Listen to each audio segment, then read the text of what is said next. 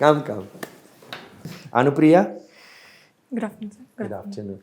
Have a seat, Anupriya. Thank you. Anupriya happens to be from Bikaner, Rajasthan. Yes. Anupriya has done BTech in Metallurgy Yes. from MNIT, Jaipur. Yes. And that's the Malviya Institute. No? Yes, sir. Yeah. And also MA in Public Administration from IGNU. Yes.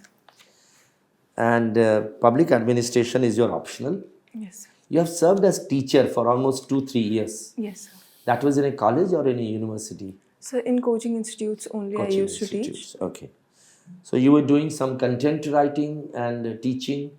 Yes, sir. Yes, sir. And Bhavai dance, poetry on burning issues, Yes. and playing badminton. Okay. So, Anupriya, first of all, I wanted to ask you a certain question relating to public administration. Shall we go ahead with that? Yes. Right. So, can you tell me what is the role, different roles, of collector? Rajasthan, the district officer is known as collector. Yes, sir. What are the different roles attributed to collector? Yes, sir. So, collector, as we have seen, is the generalist and administrative head of a district, and as such, he has several roles that he has to follow.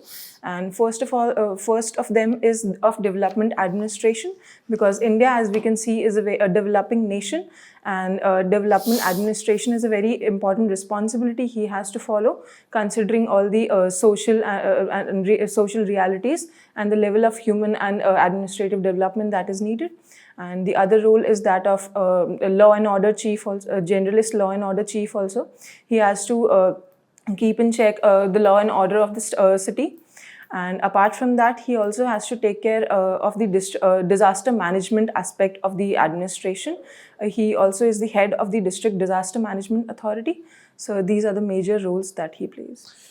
Anupriya, whereas you are partially correct, Yes. but I would like to mention that when we name the person as collector, Yes. the core function of the collector is related to revenue. Yes. So that you should remember. Yes. That should come out first. You Yes. must prioritize your answer. So, updating of land records, Yes. quasi-judicial cases, solving the disputes between two farmers. Yes. That is the role of the collector. Okay. Yes. So one is the revenue function. Second, you said rightly, developmental function. And third is your law and order function. Fourth is disaster management. There are one or two other functions. One is coordination function.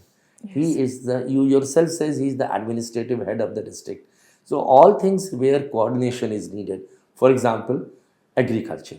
You require power, you require irrigation, you require hildings, variety of seeds, you require pesticides. Yes, sir. So the coordination is done by the collector. Correct. And fifth is the election. Yes. He is the district election officer and in some cases returning officer also. Yes. So you can include these things when you talk about this. Now when we ask the question this, naturally a corollary would be what is 73rd and 74th Amendment? Yes, sir. So 73rd and 74th Constitutional Amendment were passed in early 1990s, and these are related to the constitutionalization of the Panchayati Raj institutions as well as the urban municipal bodies.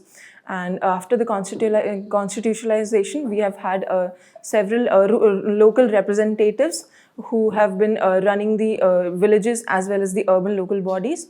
So this was the constitution. Okay. So when we ask this question, the natural corollary would be what are funds, function and functionaries at the three levels of the Panchayati Raj institutions? Yes, sir. So the funds, functions and functionaries has been widely stated as a 3F problem of the local bodies. And with respect to funds, it is being said that they do not have a separate, a very strong separate fund to take to money out of. And apart no problem. You can read about it. Yes. Funds, function and functionaries at all the three levels. Yes. And while talking about functionaries, remember there are official actors and unofficial actors. Yes. So for example, in the case of Panchayat, it will be Sarpanch, who is the unofficial actor. Yes. And the official actor is the Gram Sachiv, Yes. isn't it? So prepare on that. Yes. Last question which I would like to ask, again on public administration, that is, what is a public policy? Yes, sir. So public policy is any policy that is formulated by the government, who are the representatives of the public. And it is a policy which has the mandate is given by the public, and it is formulated by the government, but considering the needs of the public, and the funds also come from the government. Can you tell me different types of public policies? Yes, sir. So Typologies, we call it, no? Typologies of Yes, public sir. policies. So one type of public policy could be a law that is formulated, and another could be any rules and regulations that have come. And in other classification, they could also be prohibitive or promotive public policy, or even a regulative public policy. Okay. And then be prepared to know some of the public policies which have been framed after 2014. Yes. In terms of various schemes and programs. So for women, for children, for senior citizens, Yes. for say Ganga, Namami Gange. So many policies have been framed, schemes and programs, right to education and so on. Okay. Certainly, sir. Yes. Thank you. So institutional quality is the hallmark of a good public administration and therefore necessary for strengthening of the process of democracy. Yes. Can you give me a snapshot view of the recommendations and to what extent they have been implemented of the ARC 1 and ARC 2? Yes, sir. So one important recommendation of ARC 1 that I can recall is the establishment of Lokpal and Lokayukta at the center and state levels respectively.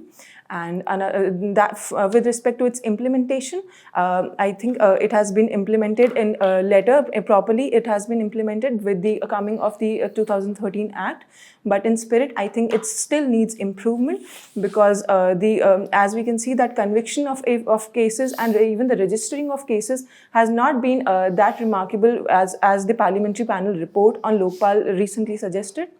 And with respect to ARC2, one important recommendation with respect to an institutional body was the reforming of the appointment process of the Election Commission. And with respect to that, they suggested a multi-panel appointment, a multi-member appointment of the election commissions. So that has not been achieved as yet. So that recently Supreme Court has also nudged. The court has said. Yes, sir. It has nudged the government of the day to do it. So it is yet to be done. Okay. So we find that recommendations are there, Yes. but there is reluctance to, as far as implementation is concerned, because first ARC, it's such a a recommendation of far-reaching consequences. It has taken so long. Yes. Okay, so India is an over-regulated and under-governed country. Will it be correct to say this? No, sir. So, I think India is, I do agree that India is over-regulated in some aspects, but... Which are the aspects? So, for example, with respect to law and order, police is still very much visible. As our ultimate aim should be that police should become so invisible that people are governing themselves, and not just police has to come each and every time in order to govern them. And over-regulation, even in the sense that how police is regulating them. But is that true? As far as Delhi is concerned, you hardly find a cop on the streets. Yes, sir. So that... They're not visible anywhere. They are invisible, really. Yes, sir. So I was trying to make the point of the custodial tortures. That is kind of an over-regulation by police. Well, no, over-regulation is that regulation for everything. Yes. What would be the size of spit-on if you read that 70 policies and Gautam Chikarmane's, interviews pursuant to that? He has pointed out what kind of regulations came into being after independence. Yes. To the extent that, the size of spit-on was also defined. Yes. That is over-regulation. Yes. Okay. And as far as governance is concerned, what is your comment? So governance... Are we well governed? So ever since independence, I think we are only improving in the governance aspect. As we can see that minimum government and maximum governance is the agenda of the present government also. So, was your earlier statement correct, which No, you corrected? So it was a mistake. Okay, thank you. India and China have similar assets and liabilities. Similar population, resources, huge country, and all that.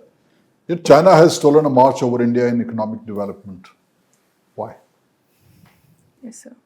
So there are several reasons to it that China followed really aggressive policies when it came to economic development, and even, for example, I would quote agricultural sector. It followed quite aggressive policies, and because of that, and in terms of population management also, it was really regulative and aggressive, as the one-child policy we could see China had implemented. So India, being a democracy, cannot over-regulate citizens and impose such curbs to that extent as China has done. And it won't even be correct to follow this kind of development, I believe. And that's why China has been way ahead in terms of quantitative development. But yes, India is also doing in terms of the quality of development, however slow it is coming to India. So China is only quantitative and not qualitative.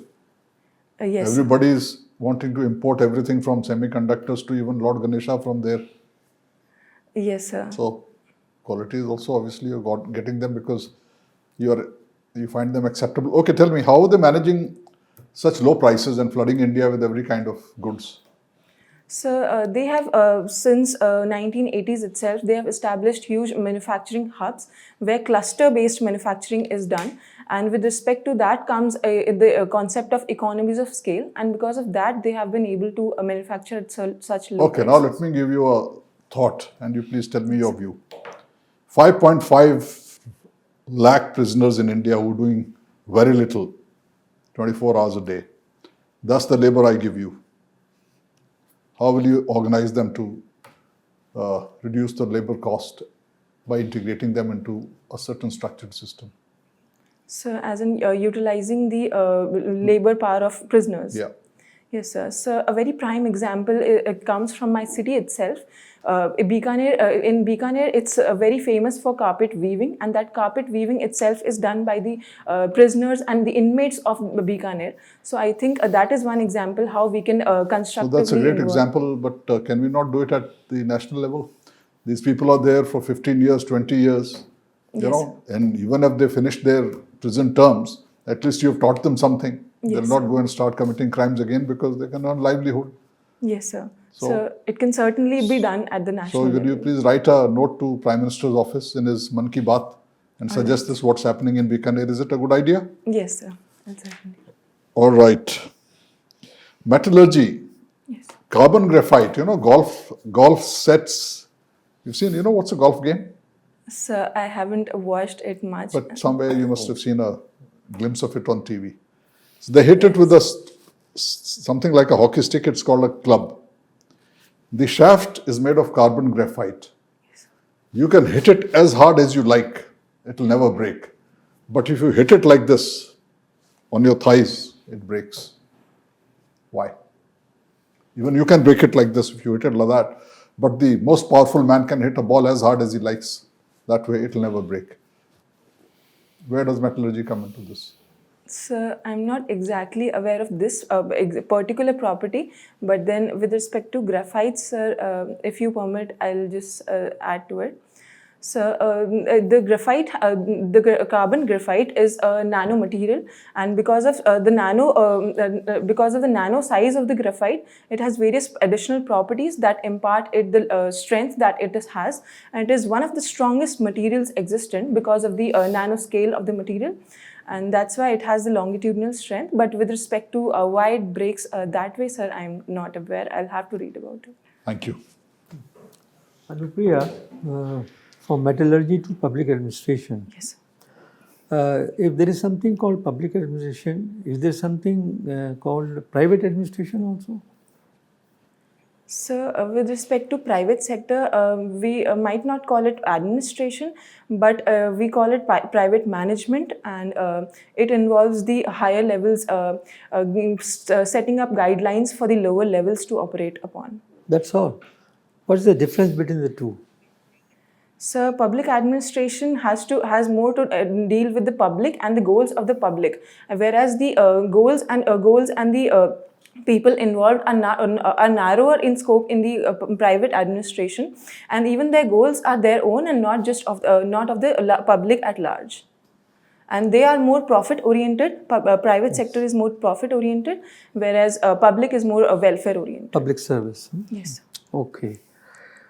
There is a government had recently tried an experiment of inducting private sector executive into the Yes. government mainstream. Yes. What do you think about that? Yes, sir. Is it a correct step? Was it successful? Yes, sir. So the success of it is yet to be seen because it was a very new step. So it is yet to be seen in entirety. But with respect to this objective of this step, it is considered right now that the public administrators at the highest levels, for example, at the joint secretary level where the induction was done, they are not as capable and as adaptive to the times of the day, that their skills are not as much relevant right now because they yet have to update it at par with the private sector. And that's why it is considered that the private lateral entry has to be done even if on a pilot scale. But I believe in the long run, public administrators themselves should be trained for some amount of their time in private sectors. So you are condemning the public servants, the civil servants? No, sir. So I'm not condemning. I'm just saying that the training has to be updated at par with the private sector. They are And far there's- more trained in the private sector. Yes, sir. So, but the new age skills also have to be included in that training. I think they have got all the skills, you know. If they have got specialists like you are an engineer. We get doctors here, engineers and other specializations. So they're also specialists. How can you say that only private sector people? And what about the conflict of interest? You will be taking people from big industries, you know, who have got their masters, you know, their own loyalties to their own masters. How can you put them in vital positions of joint secretaries in different ministries? They'll be loyal. They will continue to be loyal, you know, because it's a contractual appointment. They're not here for permanent till Yes, sir. retirement. Yes, sir. I agree. Okay. There is another practice which is very common these days about re-employment of post-retirement people in the government. Yes. What do you think about it? Yes, sir. So, re-employment is being done at various posts, for example, at the Election Commission or even the Comptroller and Auditor General. So, it is good to the extent that they carry with themselves a big amount of experience and a very qualitative experience of working in the fields of administration. But what about new entrants, you know, like you? Yes, sir. There is joblessness in the country, and if you go on giving re-employment to the retirees, the retired people, what will happen? So, for that, I think new entrants are recruited only at the lower levels, and they And are there is not. no examination, mind you. There is no examination for re-employment. Yes. It's only favoring the favorites. Yes. That is what is being done. Anyway, my last question to you is: are you convinced that the women in the public administration are getting their rights at par with the men folks? So, I did not understand. Could you just repeat the question? I mean, there is no gender disparity, no gender discrimination in public administration. Do you feel like that? So, at the institutional level, there is no such discrimination, gender discrimination in the public administration as far as the recruitment process is concerned or even the promotion process is concerned. But I believe that women still are not at par in terms of the numbers of recruitment. Even at the higher levels, I believe they are between 20 to 30% only. So, I think that needs to be improved, and I think for that, confidence of women and the societal mindset has to be improved. Okay, thank you. Thank you, sir. Anupriya, Yes. we've never had a woman cabinet secretary. Yes. What do you feel about it? Yes, ma'am. As I just talked about, there You are were talking several. about the numbers that are less. Yes, ma'am. But do you know that only 19% of women IAS officers get posting as DMs? Yes, ma'am. Because the pool that is getting inducted has very less number of women in it. That's It's not about less numbers. Yes. Even the numbers that are there, they are not given sensitive postings. Yes, ma'am. Ma'am, because there is already high number of there is patriarchy prevailing from in the society itself, and it's the society from where the administrators and the ones recruiting at the higher level are coming. So some sort of patriarchal mindset is still prevailing, and for that I think higher number of women have to be there so that they have a better bargaining power over them. And also right now women indeed are some women who are there. For example, our erstwhile collector was there. She also, despite being a dwarf, spearheaded All right. so many. Have you seen the budget that has come out for Rajasthan government? Yes, ma'am. What are the 3 things that disappointed you in that budget? Ma'am, as such, I do not find anything disappointing. Okay, let me ask it differently. There were a lot of freebies in the budget. Did you notice that? Yes. Do you think it's a good idea for a government that is already crippled with debt to give so much of freebies to the people? Ma'am, for giving freebies, it has to be first of all thought out that what kind of Giving freebies. promising free 2-wheelers. Is that a good idea? Yes, ma'am. In that very example, I would say that they have given scooties to the girls who are studying in the higher education. For that, it's a good idea to the extent that if it's permitting women who have the transport barriers to reach to the colleges which are far away, I think to that extent it's a good idea. But in the long run, I believe that higher education itself has to be taken closer to the women rather than just giving them scooties, because in a long run, it will not be the solution. And what is your opinion on freebies? How will it impact the exchequer? The financial aspect of freebies has to be taken in mind while implementing them. That's why it has to be seen whether the freebies are for developmental purpose or for seeking a political vote bank. So freebies has to be a very regulated step. How is Rajasthan doing in renewable energy sector? Ma'am, Rajasthan has been at the forefront of promoting renewable energy. For example, the solar energy sector, in that Rajasthan is doing very well recently. What about wind? In wind also, Rajasthan has very high potential, but its implementation still has to get improved. Why are we facing challenges in wind sector? So, ma'am, because the land allocation has not been that fast in the wind sector, and in the solar, the wind becomes a second fiddle when it is compared to the solar sector. That's why. You've been teaching in a coaching center. Yes. Are coaching centers essential to qualify this exam? No, ma'am, definitely coaching But centers. they made it like this. Every student feels that they need to go and give hefty amounts of money to coaching centers to qualify the exam. And there's this entire coaching culture. Don't you think it should be controlled? Yes, ma'am. Certainly, I agree that because of the peer pressure and because of the social media popularities, also coaching centers have people who are aspiring to become something feel that coaching is essential. But I believe some people have also cleared it without the coaching because of having the inherent self-confidence.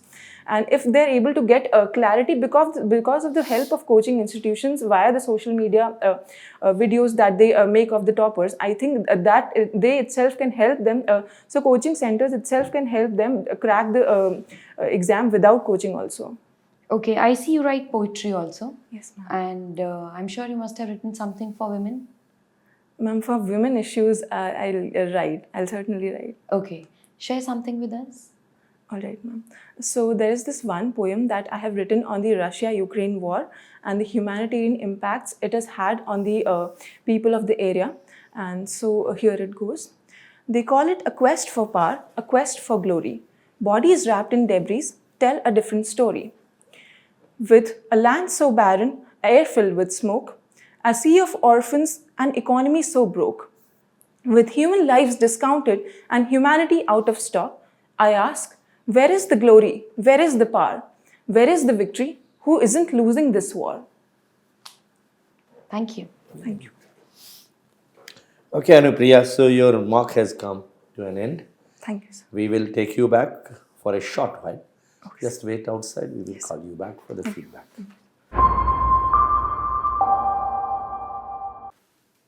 Okay, so Anupriya, when is your interview?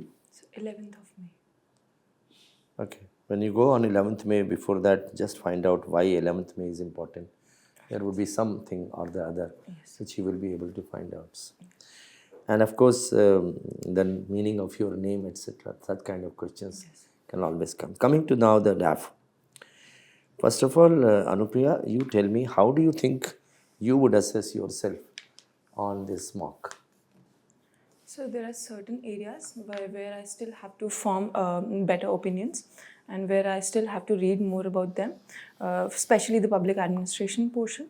And so apart from that, I believe the speed and everything else can be modulated a bit. Okay, Anupriya, your performance has been extremely good. You are very good. There is no doubt about it. Thank you, sir. The things which go very much in your favor is your clarity of thought, your smoothness in delivery. Sometimes it tends to be slightly longish, but then I think that is your anxiety. Since you know a lot about that question, it is your anxiety which actually brings it out in terms of long answers. Try to make them concise, to the point, crisp, and make your answers. Don't be in a hurry to give answers. Take a pause, frame your answers, and then come out with the answer. Yes. But otherwise, your answers were absolutely rational, logical, and very good answers. So your confidence was very much reflected. Clarity of thought was there. You were calm, composed. Your demeanor is extremely good. Of course, will you be wearing the same dress there? So I'll be wearing a sari. Sorry. Okay. And coming to some other aspects, like we did not find that you were trying to bluff. Most of the answers were absolutely fine. One or two answers I will mention where probably some improvement could be made. Okay. So, as far as your presence of mind is concerned, your mental alertness, everything was there. And you came out overall analysis, an extremely good, competent person who was in a position to think of all possible angles. So you were quite rational in your answers. So probably everything goes in your favor. Just one or two things which you have to keep in mind, that as I've already said, try to be concise, to the point, short answers. Remember one adage that less is more. Sometimes less is more is good enough. If you go beyond a certain limit, sometimes you go into uncharted territories in which some supplementary questions can be asked. Second is, try to prioritize your answer. The most important part should come first. Third is, try to support with examples. And fourth is that understand some of the current issues which are now going rounds, like same-sex marriage or live-in relationship, homosexuality, law of sedition, and things connected with Central Vista project, the usefulness of it, the Statue of Unity, the citizenship amendments, the Article 370, and reservation policy, prostitution, love jihad. All these are issues, contentious issues. So there you have to present a very balanced view rather than sticking to one particular viewpoint. And if they ask you to give your view, then always try to support the government policy. Don't go against the government policy. Never enter into an argument with any panelist. And that, because ultimately your aim is to have a very harmonious and smooth sailing so that you get good marks. First question and the last question, if you are in a position to answer them the best, then probably you can expect to get extremely good marks. So try to be very careful about first and the last question. The issues relating to your Rajasthan, why Rajasthan is known for right reasons. So the industries corridor which is passing through, cheap cost of land, lot of sunshine, lot of wind, and good infrastructure, and power situation is fine, irrigation, underground water, canal system. So all these things which are necessary for attracting a foreign investor, sometimes this kind of thing, you prepare that. And go through the gazetteer of Bikaner. Bikaner is known for many things. And sometimes the historical importance, the cultural, the religious, the geographical, the ecological dimensions of the city. you get to know about that. Public administration is your main topic. So therefore, we did ask you many questions on that also. One question was regarding over-regulation.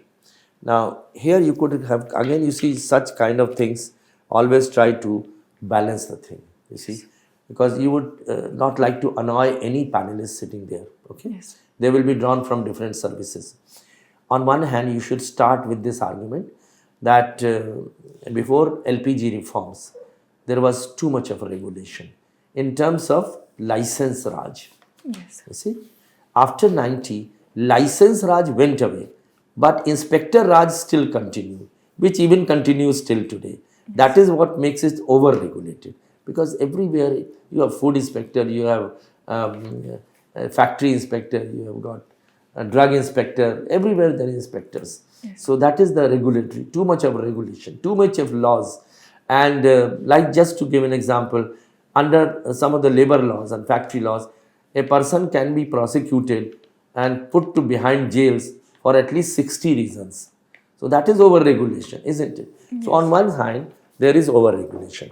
But on the other side, you also mentioned that the present government has come about with many things which actually has made life simpler.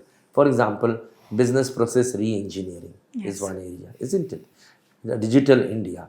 All these things and simplification of processes, and so everything is now, particularly demonetization, and then the COVID-19 precipitated, accelerated the issue, more use of e-governance. So the public contact with the with the government is minimized. Yes. So that is leading towards less government, more governance. So this is how you will balance the answer. Yes. Your answer regarding police, for example, that probably will not cut ice. So Yes. you have this thing that whenever there is a contentious question, always remember there are always two sides to it, Yes. and try to answer both the sides. Yes. That will make you a very balanced person. Then coming to teacher, you have been teaching also. So as a teacher, what are the good qualities of a teacher, etc. These things you should know.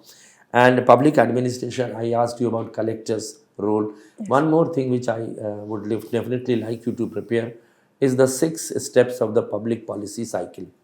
So the 6 steps with whom those steps the civil servant moves about. What are the 6 steps? So problem identification, agenda setting, policy formulation, legitimization, Yes. implementation. So go through that also. And then since you have done BTech, so definitely a question will be asked, why civil services? Why you are wasting your 4 years? And you will be serving the society there also. Yes. So you have to come out with strong reasons in support of your answer by saying what is the uniqueness of the civil service. Yes. It has got many things to offer. So then of course metallurgy, that is your area, so you have to prepare on that.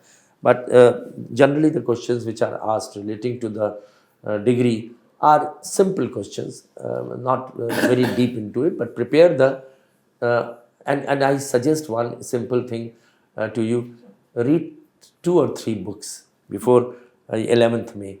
One is the glossary in before or after the book, which was your textbook. The glossary of terms. That is the same thing which sometimes people are not in a position to answer. Like mathematics, he will not be in a position to answer what is algebra. So simple things. That is one. Secondly, 70 policies that shaped India. That is a good documented, piece of book which gives you an idea. Yes. And thirdly, in order to know the science behind some of the very, very elementary things which happen in our life, scientific facts. So prepare a book. There is a beautiful book, Hindu book on scientific facts. That gives you everything about this.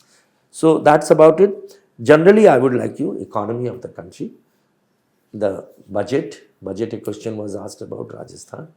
And budget, central budget, privatization issue. This particular week, right now, is also known as the public sector week. So what is the role of public sector in our economy?